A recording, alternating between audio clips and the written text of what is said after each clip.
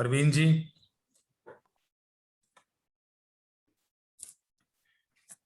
Good evening, everyone.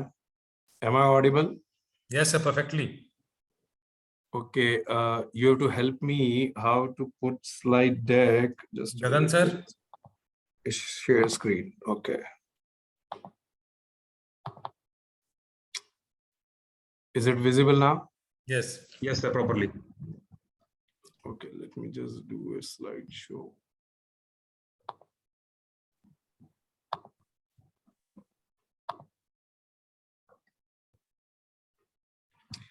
Okay. So good evening once again, and thank you, Bharatji, thank you, Visheshji, for giving me this opportunity to come and speak in front of my colleagues. It is my privilege, and I hope that everyone will find it useful. The way I have been practicing this is when I am speaking, I don't want to have this as a one-side flow. I know that technology will not allow us to do one-to-one interaction, as you may have done if I was there in person. But I think the chat box is available to overcome that particular problem, and any member who has any kind of a question or clarification he's seeking may continue to write on chat box. During the session, I will open the chat box and try to address as and when I get time. Okay, so the whole idea should be that we all should take together something. कुछ ना कुछ तो लेके जाना है ना 2 घंटे बाद, तो वो जरूरी है. So सबसे पहले, so I think first I would like to do taxes, which is IS 12. And then 103, which is the business combination. The reason I chose taxes first is because taxes is very close to all chartered accountants. Okay, so taxes is what we understand beyond accounting, to start with. So I think Ind AS cover entire tax accounting in standard called Ind AS 12, which is on income taxes. And I will be covering that accounting concept in detail. My suggestion is that you may find it a little bit of repetitive if you have already heard it, but keep the focus on concept and as opposed to theory, because in 45 minutes I don't think we can go through the entire standard, but I will try to cover the basic concepts. So I think in IS 12, one of the new thing I think all of us are aware about the current tax is about deferred taxes. Okay, now what is deferred tax? Deferred tax is something where we will get either a deduction or we will end up paying more tax in future period. So the current tax incidence will occur in future, and that's why it is called as deferred tax. Now, there are two terms which are used in standard. One is deferred tax asset, where we are going to get benefit. So say, for example, in provision for doubtful debt, we get benefit as and when it is written off, right? So that temporary difference, because in tax you don't get deduction, but in the books your P&L is lower. So in that case, that will be a deferred tax asset. On depreciation, generally you get higher depreciation in income tax, so you will have a liability, because ultimately your future current tax liability will be more. So there are two terms, deferred tax asset and deferred tax liability. And why there is a deferred tax asset or deferred tax liability? Because in my example, if I give provision for doubtful debt or depreciation, both are termed as temporary differences. So temporary differences are differences between the carrying amount of an asset as per the financial balance sheet and as per tax base. So effectively, you have to prepare balance sheet. Generally, we only prepare computation of income, but you need to prepare balance sheet as per tax as well as balance sheet as per books. And whatever is the difference will be covered as temporary differences.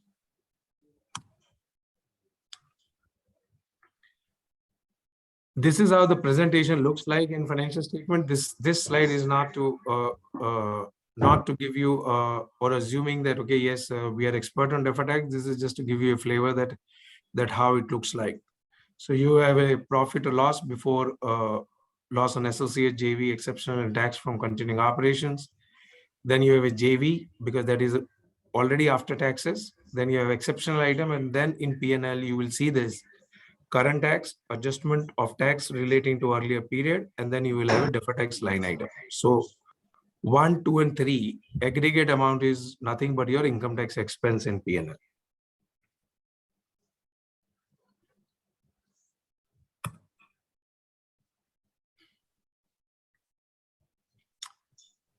As we touched upon that, okay, what is deferred tax asset? So on this slide, at the bottom, DTL stands for deferred tax liability and DTA stands for deferred tax assets. So if you see this chart, any difference between my balance sheet, which is the financial balance sheet, and the tax balance sheet is a temporary difference to start with. Okay. Once you identify temporary differences, then you say whether it is a taxable or it is deductible. Taxable means when it is going to be taxed in future period in current tax. When you will prepare future tax returns, it will be taxable depending upon some event. Deductible means depending upon some event in future tax returns, you will be able to claim deduction. As I said, provision for doubtful debt. You will be able to claim deduction as and when written off. So that becomes a deductible temporary difference. Depreciation, you have already claimed higher depreciation. That becomes a taxable temporary differences. So please understand that all differences between tax balance sheet and financial balance sheet is temporary difference. You need to segregate what is taxable and what is deductible. Taxable equals to DTL, deductible equals to DTA.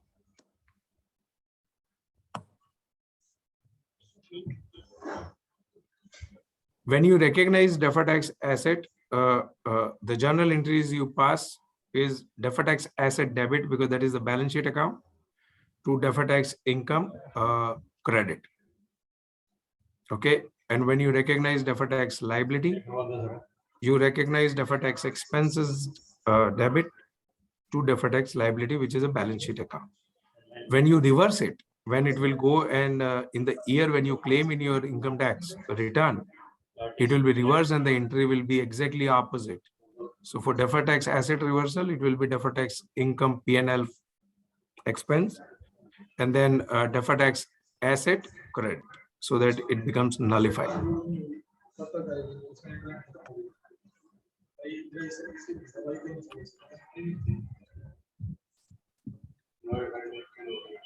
Now, book base versus tax base, I think we will just say that, okay, yes, whether it is a taxable asset or whether it is a non-taxable asset.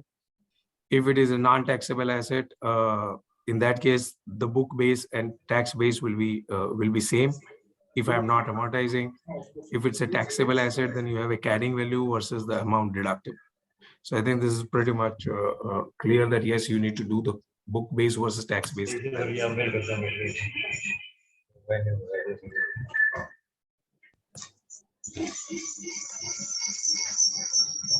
If I am going too fast, too slow, please put a comment in chat box. I think It is okay, sir. I think this is a case study where we are saying that entity A has inventory with carrying amount of 1 lakh. It recovers the value of sale in subsequent reporting period. The sale value is the economic benefit derived by the entity. However, as per the matching and other concept, against this sale, the entity is entitled to deduct its costs, which is the carrying amount of inventory of 1 lakh. What is the tax base? Book base is 1 lakh. There is no difference. So from inventory perspective as well, it will be 1 lakh only. So the tax base is also 1 lakh. Book base is also 1 lakh. So there is no temporary difference.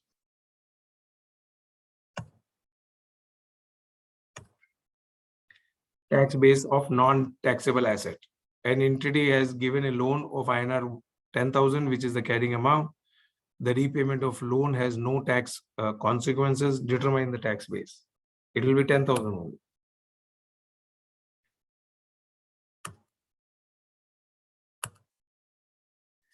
Similarly, for current liability includes accrual of expenses with the carrying amount, the related expense will be deductible on a cash basis. So what is the tax base in this case?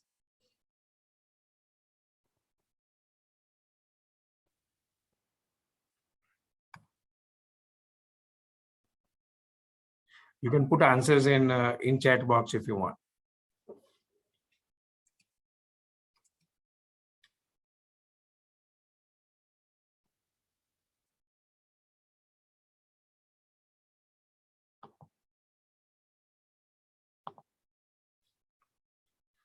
Is nil because it's available on cash basis.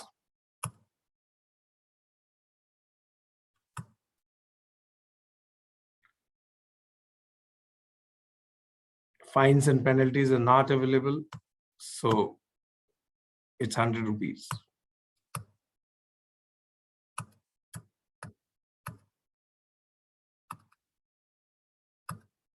So what are the examples? So this slide captures examples of temporary differences. So if you look at it, development costs have been capitalized and will be amortized. So again, there is a temporary difference. Prepaid expenses have already been deducted on a cash basis in determining a previous period, but allowed on accrual basis under books. Depreciation of an asset is also a taxable temporary differences. A loan payable was measured on initial recognition at the amount of the transaction cost, and transaction costs are amortized to accounting profit over the life of the loan becomes this. PPE was carried at a fair value which exceeds cost, but no equivalent adjustment is made in the tax for the tax purpose. Again, that becomes a taxable temporary difference.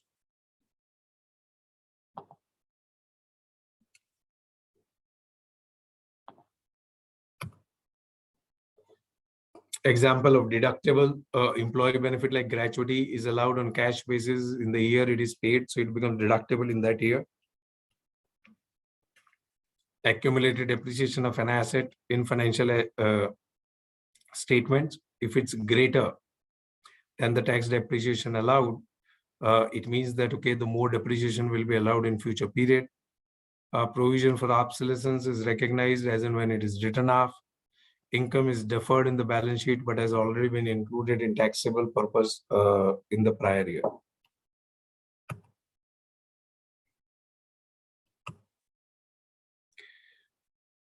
So recognition of deferred tax asset, again, while this slide captures certain some table highlighting this, the fundamental principle is if you are going to get deduction in future, it's asset.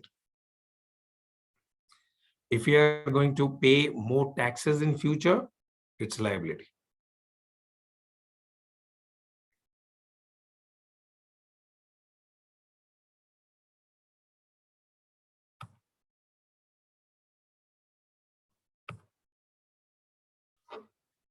So this is just a case study where we are saying that, yes, it captures in column 2, which is Ind AS book base. So that is the book base, and then you have a tax base. What is the first step to do? First step to do is to identify temporary difference. What is temporary difference? Is the difference between Ind AS, book base, and tax base. Right? So it's 2,000, 5,000, 150, 50, 1,200. Deferred tax, let us assume the tax rate is 30% for simplicity. So property, plant, and equipment. Ind AS book base is 7,000. Tax base is 5,000. It means that, okay, 2,000 will be claimed as additional depreciation in future period. But you have already claimed 2,000 extra depreciation. So you will book TTL. ROU asset, 5,000 dash, you will book DTL. Intangibles, 800 to 800, nothing. Goodwill, 150 dash DTL. Long-term investment, 150, 200, 50. 50 is something what you will claim more in tax. So it becomes a DTA. So I think we just need to go through this table. So it's very, once you understand the concept of deferred tax, this is very, very simple arithmetical table like we have done. So if you have any client where you need to do deferred tax accounting, please follow this template. It's pretty easy. You will be able to do the accounting and then take it forward.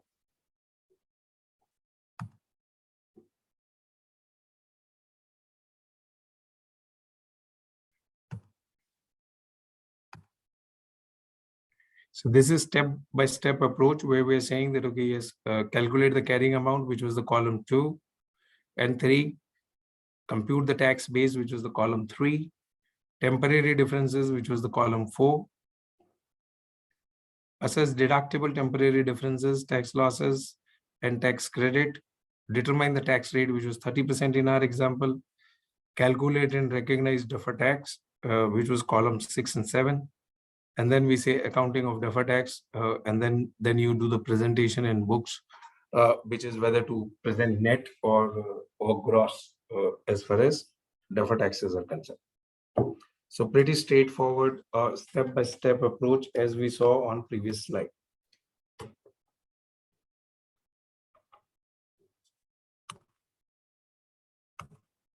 DTA and DTL, you will offset for an entity. You will not show separate line item if entity has a legally enforceable right to set off current tax asset against current tax liability, and similarly for deferred tax asset within the same jurisdiction. So if you have that particular right to offset, you do the net presentation. Otherwise, you show deferred tax asset on one side and deferred tax liability on one side.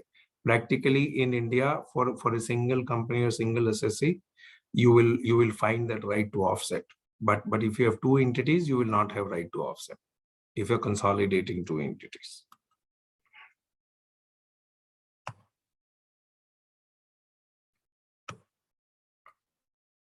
I think these are some of the practical examples, like how you deal with when there is a compound financial instrument. Again, you go back and irrespective of accounting, calculate the tax base versus the book base, and then do the accounting.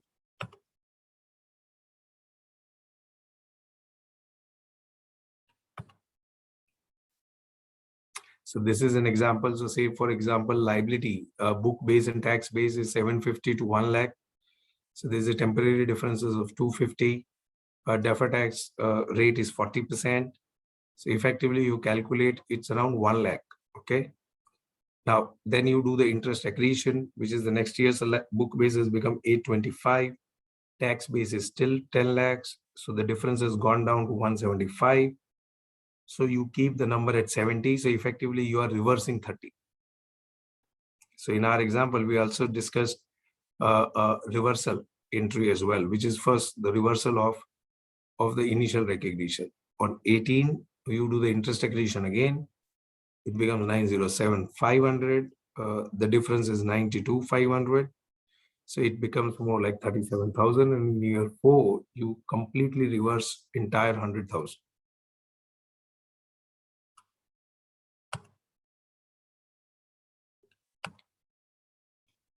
Now, sometime we come across a client who is under a tax holiday period.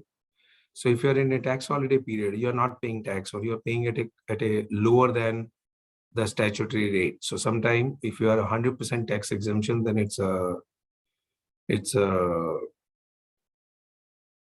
zero tax rate. If you are at 50% tax exemption, then it will be 50% of the applicable rate. If there is any difference which is reversing during the tax holiday period, you will not recognize any tax deferred tax asset at applicable tax rate, but you will recognize what is applicable during the tax holiday period. If it's a complete tax holiday period, your tax rate becomes 0. So even though you have a temporary difference, if it's going to reverse in tax holiday period, then effectively your deferred tax asset becomes 0. If it's a 50% exemption, then it will be 50% of the applicable tax rate.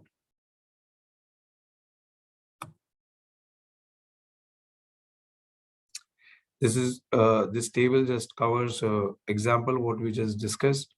So if you look at it, you start with 275, you have a tax holiday period of 8, 2, 3, 4, 5, 6, this is what the tax holiday period is. So if you look at it, deferred taxes, what is arising? So in the first year, there is a 0.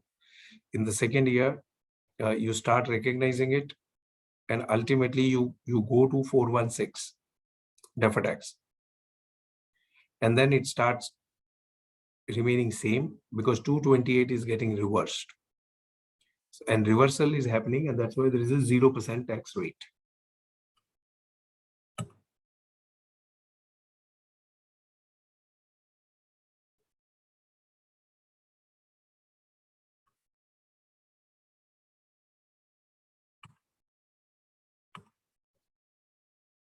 Some of the other key aspects, deferred tax liabilities as assets should not be discounted. So even though you may realize that in seventh year, you will not discount it. The carrying amount of a deferred tax asset shall be reviewed at each reporting period. So we need to review asset from recoverability perspective, whether company is making enough profit to recover this in future period. So that assessment has to be done. An entity shall reduce the carrying amount asset to the extent it is probable that that will be available to allow the benefit of part which will be available or not be available.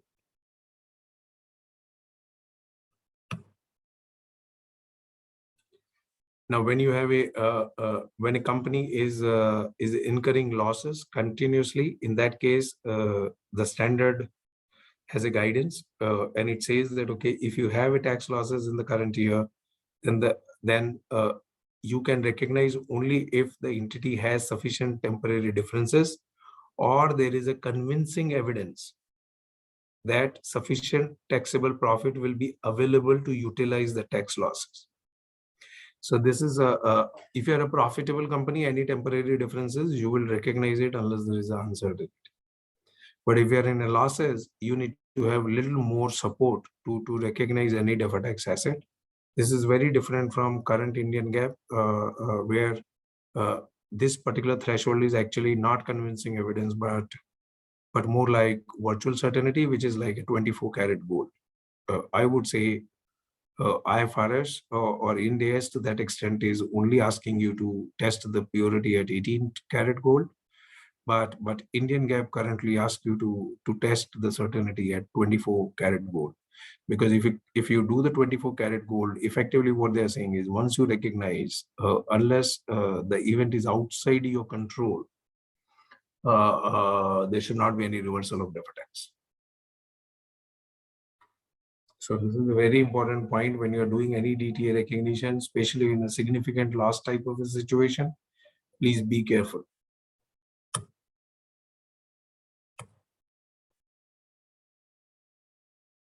We will cover this in business combination.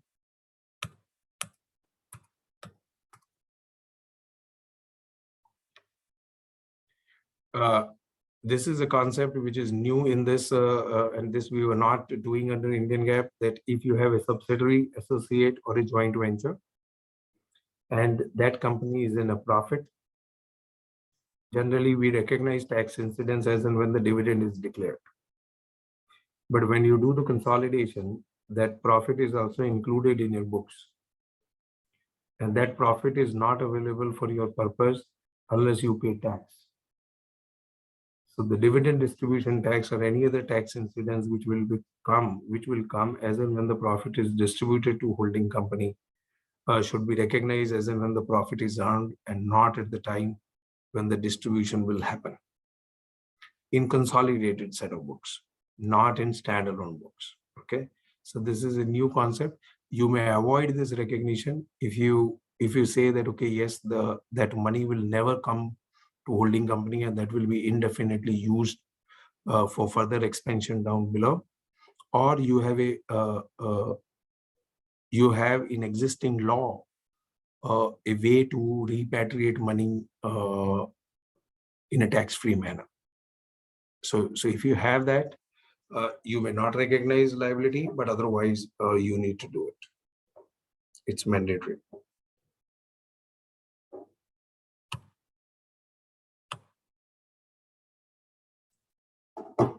First time adoption is not applicable. As far as disclosures are concerned, there are lots of disclosures in financial statement. You need to disclose tax expense. You need to disclose what is recorded directly to equity.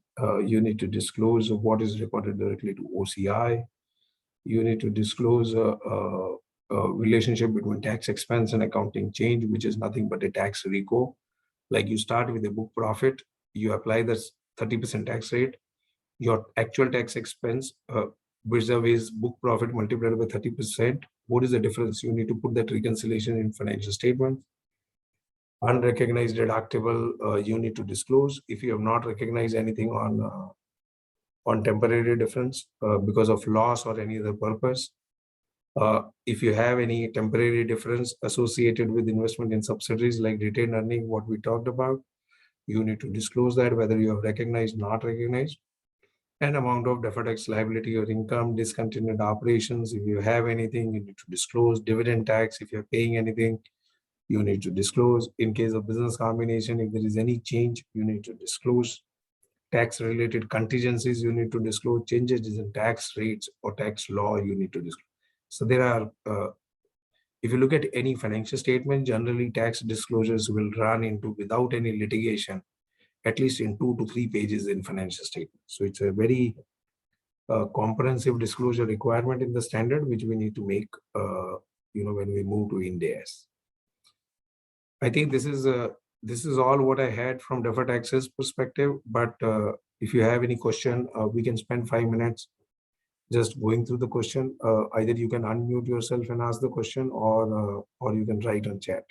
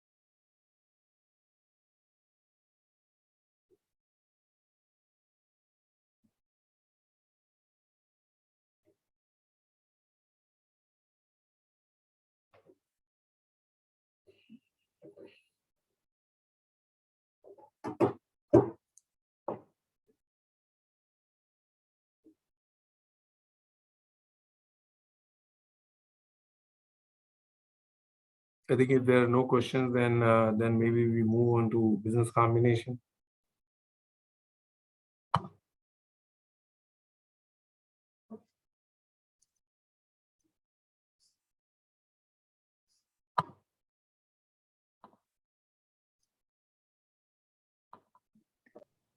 Screen sharing sir बंद हो गई आपकी शायद।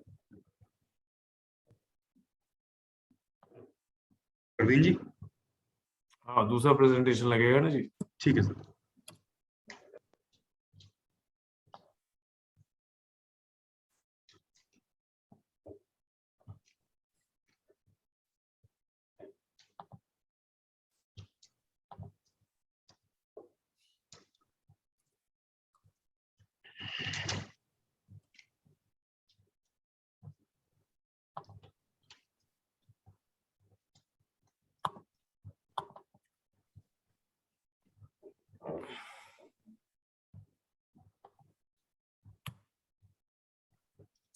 I think business combination is something which was there in Indian GAAP as well.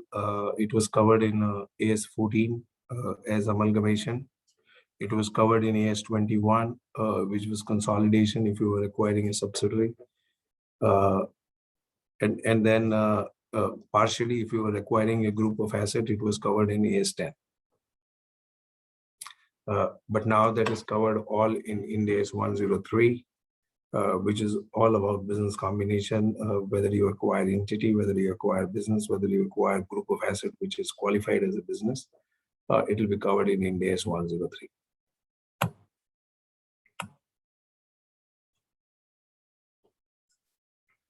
So Ind AS 103 is applicable when you acquire a business. It will not cover anything which is a formation of a joint venture that is covered in separate standard.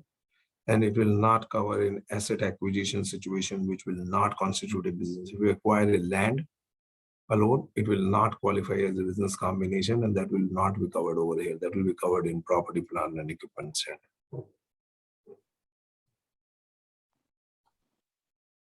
So if you look at business combination on this slide, you start with what are the definitions and elements. Then I will be covering acquisition method.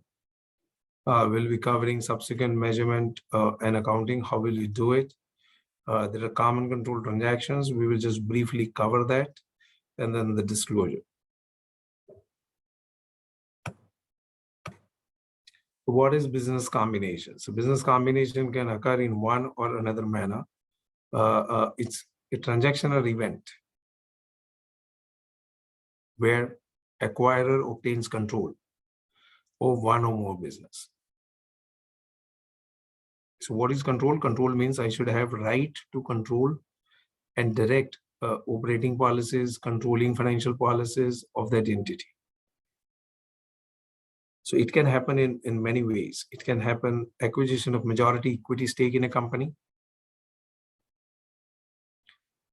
Two companies coming together and amalgamating. Legal merger. Or it could be demerger. I have two businesses, I just demerge into one company. That will also be qualified as someone else getting control. So please, acquisition is not only acquiring a business or entity, or it can occur in any way.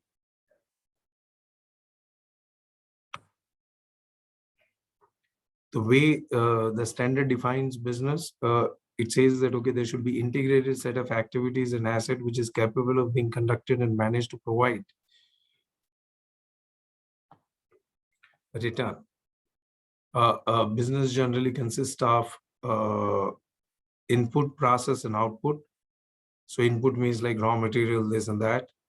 Process means can we process that particular thing?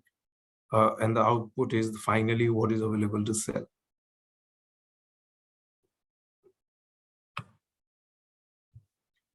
Definition of a business for a development. Let us assume if you are in a development stage enterprise, whether that set will be qualified as a business.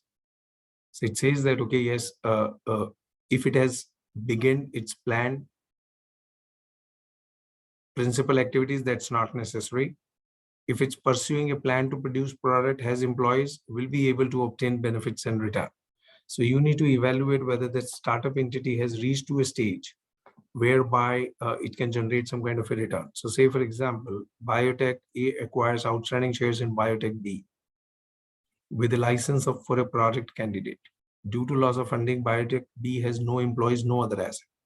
Neither clinical trial nor developments are currently performed. However, will commence phase 1 clinical trial. Should the acquisition be accounted as a business combination? No, because there is no process. Input is there, process is not there, output is not there.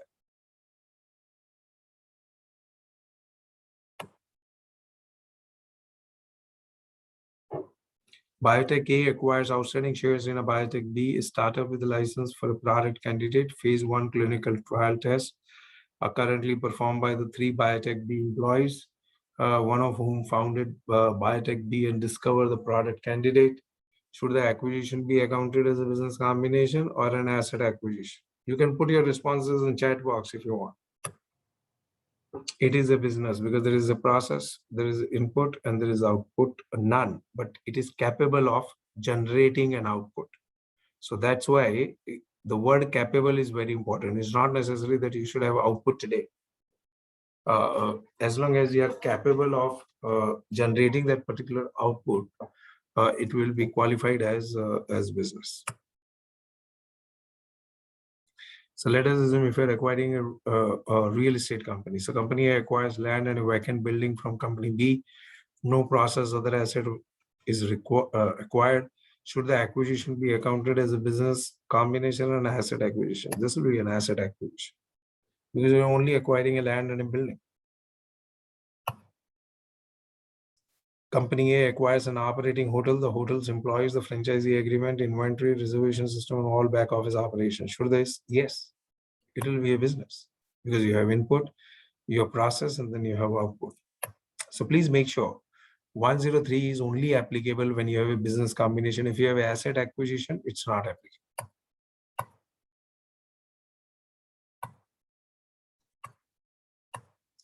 Now, what is acquisition method? Acquisition method means that, okay, you will recognize whatever you have acquired at a fair value. So there is a step-by-step approach. Who is the acquirer? What is the acquisition date? Identify and measure purchase consideration. Identify and measure identifiable assets and liabilities. Measure non-controlling interest and determine goodwill or gain on purchase, bargain purchase. So the first thing you need to do is, who is the acquirer? General principle is whoever is paying the cash is acquirer. The entity that obtains control of the acquiry is identified as acquirer. So who is getting control? How will you establish control? If you have more than 50% of the voting right, if you have power to appoint and remove board of directors, if investors have currently exercisable potential voting rights, in that case, you have control. Effectively, you need to run that business.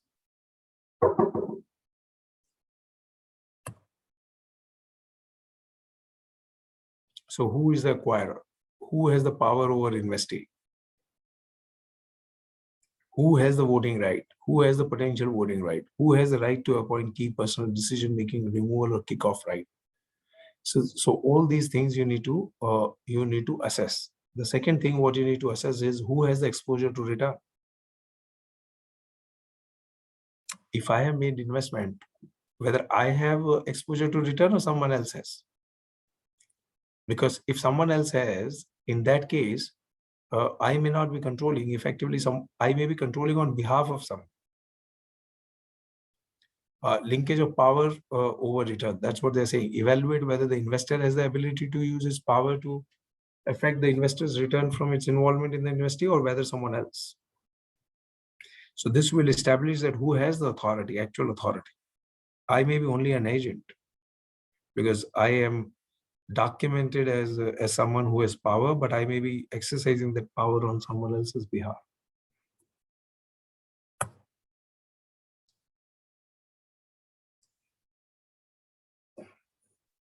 So if it's a cash transaction, so generally the person who is paying cash will be considered as this. If it's a merger or share swap transaction, in that case, you need to see that who has the largest portion of the voting right, who has what is the composition of governing body, what is the composition of senior management, and how will you do it from the minority voting right. So I think if it's through entity swap or share swap, it becomes a little more challenging, but we need to assess all facts and circumstances before we conclude who is the acquirer. Is there any question till now?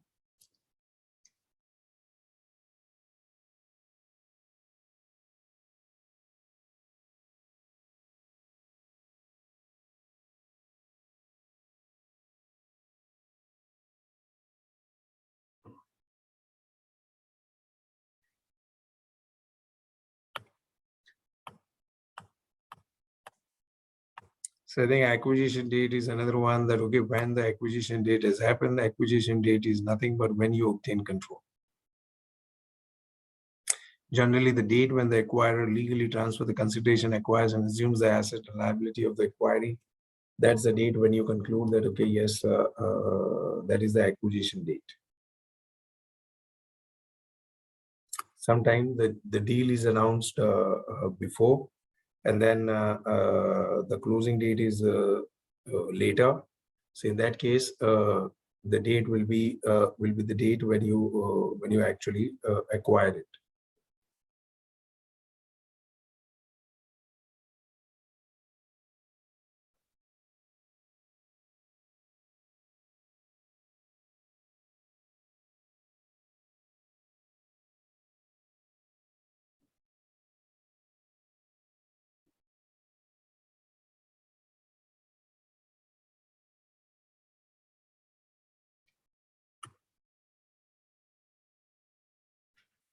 So in India, we have this entire concept of appointed date. Appointed date comes from the High Court order. When you have amalgamation, sometime appointed date is before the actual control when it is transferred. So say, for example, the amalgamation order may be approved today, but the effective date or appointed date could be from 1st April.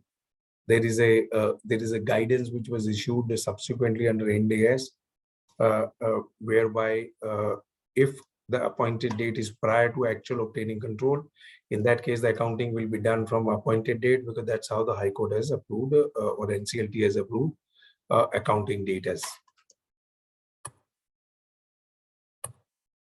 But if you are preparing accounts under IFRS, not under NDS, in that case, appointed date has no meaning.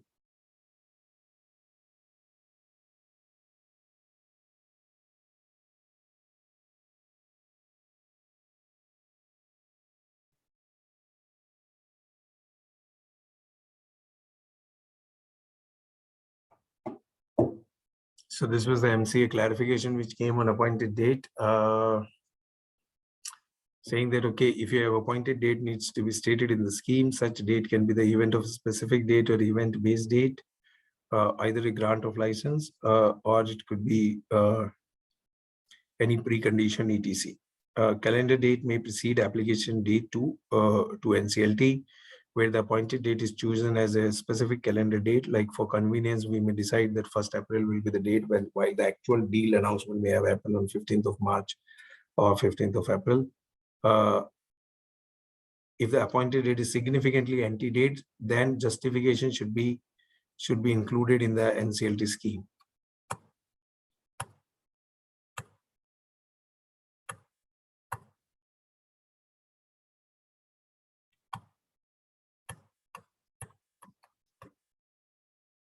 How to compute goodwill or this? This is nothing but if you have paid, say, 10 crore rupees to acquire a company, you add the contingent consideration if there is any. If there is no contingent consideration, then it's fine. Contingent consideration is something which I am not paying today, but I may be liable to pay 2 years later, depending upon profitability or any other event. Or net asset acquired, fair value. So effectively you reduce, let us assume the fair value of net asset acquired is 9 crore rupees. So in that case, what happens is 1 crore rupees is my goodwill. If the fair value is 11 crore rupees and I paid 10 crore rupees, that becomes a bargain purchase gain. Like I got a cheaper asset I got an expensive asset at a cheaper value because of my bargaining power. So it's a negative goodwill in other ways. So again, going back to the example, 10 crore is paid, 9 crore is the fair value of asset and liability.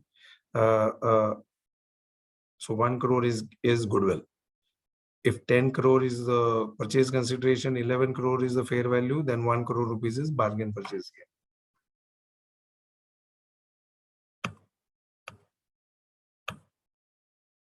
Purchase consideration is nothing but sum of assets transferred if you have assumed any liability and equity issued. So it could be cash, it could be any other asset, it could be contingent consideration, it could be ordinary or preference equity instruments, options, warrants, etc. Deferred consideration is also, let us assume I decide that, okay, yes, the total consideration is 10 crore rupees, I will pay you 8, and 2, I will pay you 2 years later with interest. So that is also considered as purchase consideration, but it will exclude any kind of a transaction cost. So if I'm paying commission to any agent for getting that business, that is excluded.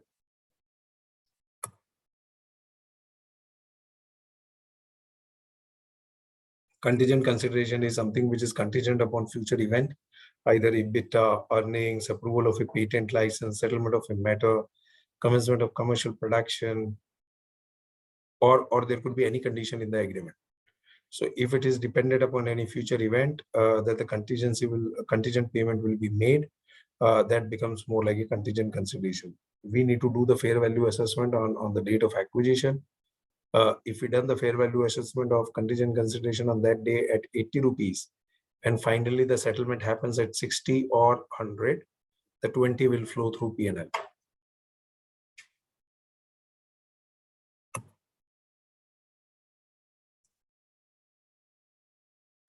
So if there is a contingent consideration, we need to recognize. We can never say that, okay, we will not recognize. It could be either 0 or it could be the 100% of the value, depending upon what facts, how confident we are that, okay, yes, we will get it.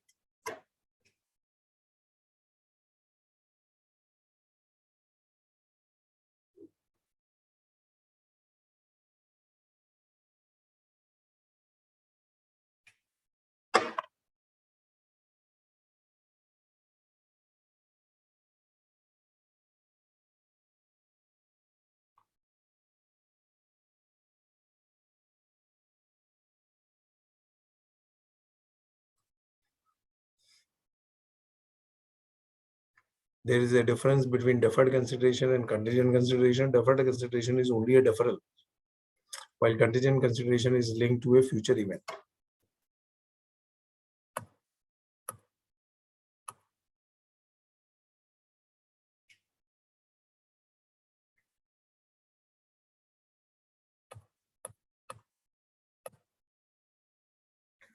All assets should be identified for recognition. When we recognize assets and liabilities, these are not only assets and liabilities which are appearing in the books of acquired entity, but these are all assets. So say, for example, if that entity has a brand, that may not be appearing in the balance sheet, but that brand has to be fair value. If there is a patent, that patent may not be appearing in the balance sheet, that has to be fair value.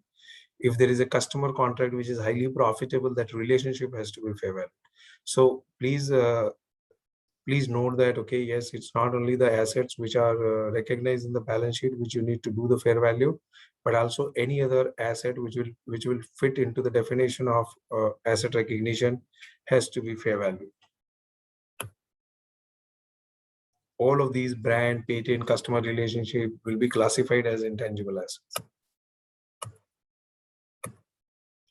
If there is a contingent liability, say for example, this telecom entire AGR dues, if there was an acquisition which would have happened before the Supreme Court order, there would have been a valuation which would have been done for this AGR liability by that acquiring entity.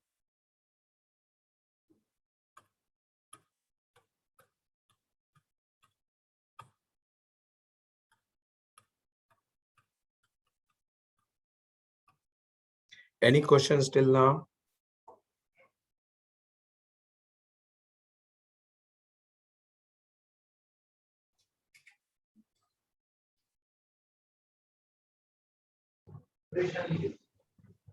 I think no question, sir. See, Pankaj Kumar has written 100. There was some query, I think. Other than this, no question. Okay, so non-controlling interest is nothing but a minority interest. So since acquirer will acquire majority stake, so the remaining stake, if it's held by someone else, will be classified as a minority interest or non-controlling interest.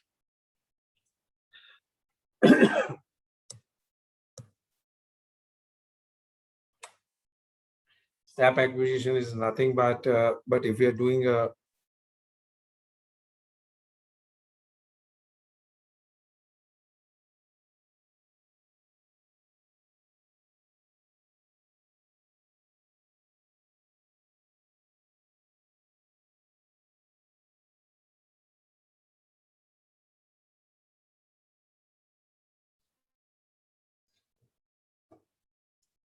STAP acquisition is nothing but if you're doing acquisitions in stages, like first you acquire 10%, then you acquire another 15%, then you acquire another 20%, and then you acquire again 10%. So effectively you become 55% owner. So that is called as a STAP acquisition in the guidance.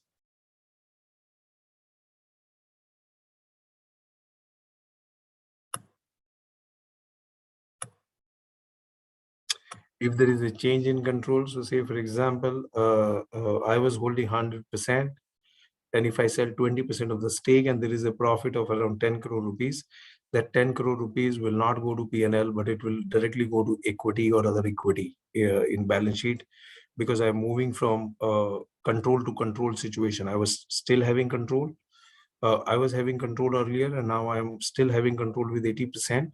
But if I move from say 100% to 40% and I lose control, then the gain will be recognized in profit and loss account.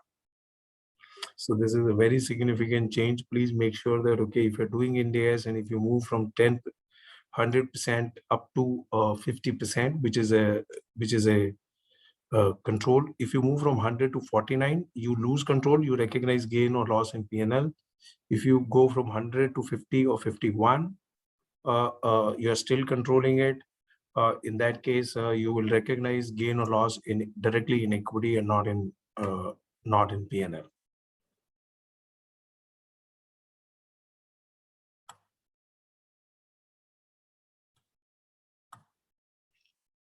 Taxes, if there is any taxes which will emerge because of business combination, that has to be accounted for. Goodwill, was an amendment last year that goodwill is no longer deductible, so that has a big accounting implication in business combination. I think this is a case study. Common control transaction will not cover. But if you look at it from Indian GAAP versus Ind AS, Indian GAAP, as I said, this topic was covered in AS 14. Ind AS is 103. Acquisition date as per Indian GAAP appointed date was considered. Now it's effective date. Accounting for common control transaction, there was no standard. Now 103 Appendix C has that guidance. Amortization of goodwill for business purchase, it was allowed over 5-year period. Now it is not allowed. Goodwill is not amortized. It is tested for impairment. Bargain purchase gain was a capital reserve under Indian GAAP. Ind AS, it is a normal P&L. Accounting for business combination, AS 14 had a choice either as a pooling of interest or as purchase. And now it's only purchase unless you are in a common control.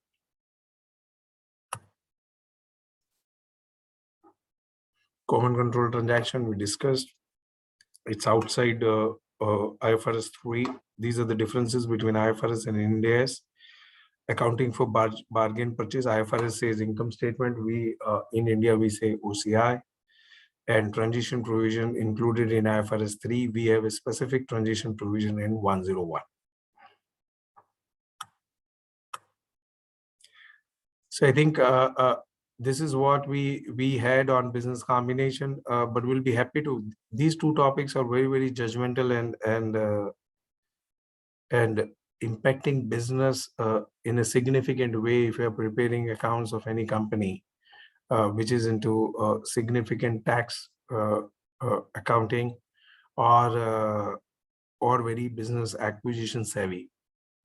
So each and every concept has nuances attached to it, which you encounter as and when you go through any particular transaction. But we'll be happy to take any question if you have. Otherwise, I think, Bharatji, these are the two topics which we wanted to cover today, right?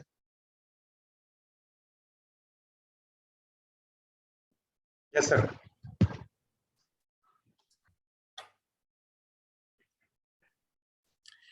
Any questions? Let me check, sir. Chat box, there are no questions. The question answer dialog box is also, I think there are no question. Okay. Question है नहीं sir, question कोई? ये बहुत अच्छा है, देखिए अगर सब कुछ क्लियर है तो बहुत ही बढ़िया बात है ना? हाँ. तो अकाउंटिंग स्टैंडर्ड दरअसल सर ना वो कम लोग पे मतलब एप्लीकेबल बहुत कम लोगों को होता है. हाँ, इंडियन में वैसे ही कम लोगों पे है. It's good to at least know some basic concepts about this. कभी आ जाए, कभी कहीं डिस्कशन हो जाए तो at least you know where to refer. बिल्कुल सर. तो अगर कोई और क्वेश्चन नहीं है तो we can do the closure, right, Bharat ji? Yes, sir. Thank you very much once again bearing with me for 1 hour at least. Okay, it was scheduled for 2 hours, but I think it's good to save time in the evening. तो समोसे और वो हिसार के आप खाइए आराम से. Thank you sir. Thank you ji. हाँ सर, आपने टाइम दिया. Thank you sir very much. Thank you. Thank you to all the members who attended the program.